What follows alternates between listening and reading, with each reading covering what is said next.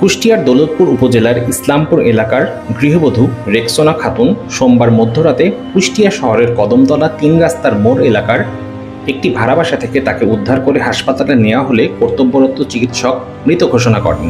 পারিবারিক সূত্র জানায়, রেক্সোনা খাতুনের স্বামী ঢাকায় ব্যবসার কাজে অবস্থান করছিলেন। তিনি সন্তান নিয়ে ভাড়া বাসায় বসবাস করতেন। রাতের কোনো এক সময় তিনি আত্মহত্যা করেছেন বলে ধারণা করা হচ্ছে। মধ্যরাতে মেয়ে দেখে পাশের বাসার লোকজনকে ডাকা হয়। পরে পরিবারের বাকি সদস্যরা ভোর 4টার দিকে এসে তাকে হাসপাতালে নিয়ে যান। আমি ঘুম তো সবাই তো ওই টাইম ঘুম তো আমার কানে আসছে যে আমার গেট বাড়িয়েছে, তো আমি খেয়াল করতে পারছি না কোথায় গেট লক করছে। তারপরে উঠলাম, তাড়াহুড়া করে উঠে দেখছি যে গেট লক করছে। আমার ছেলে উঠলো, তারপর আমি গেটের কাছে এসে বলছি কে, তো বলছে আন্টি আমি, গেটটা একটু খোলেন না, আমার আম্মা খুব অসুস্থ, একটু দেখেন তো। তো আমার খুললাম, খুলে কিছু কী হয়েছে তোমার আম্মার, তো দেখেন তো একটু।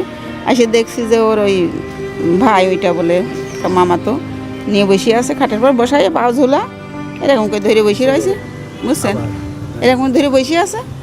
দেখছি যে গাড়ি ভেঙে পড়ে যাচ্ছে, মানে তার কোনোই নাই, সারা শব্দ নাই। তারপর আমার আবার ওই বাড়িওয়ালা ডাকলো, বাড়িওয়ালা 5 রাতে নামে আসলো, এসে তারপরে দেখিয়ে ওই অ্যাম্বুলেন্স ফোন করলো, ওই অ্যাম্বুলেন্স এসে হাসপাতালে নিয়ে গেল।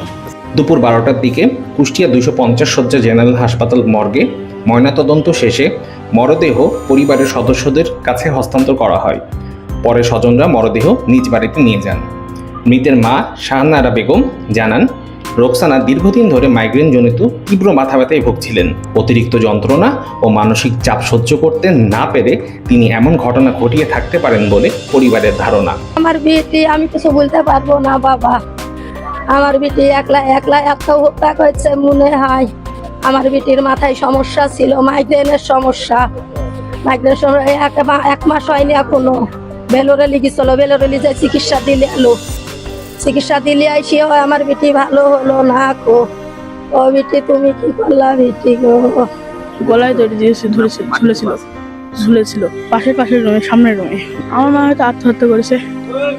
একটি মৃত্যু শুধু একটি পরিবারের নয়, সমাজেরও ক্ষতি।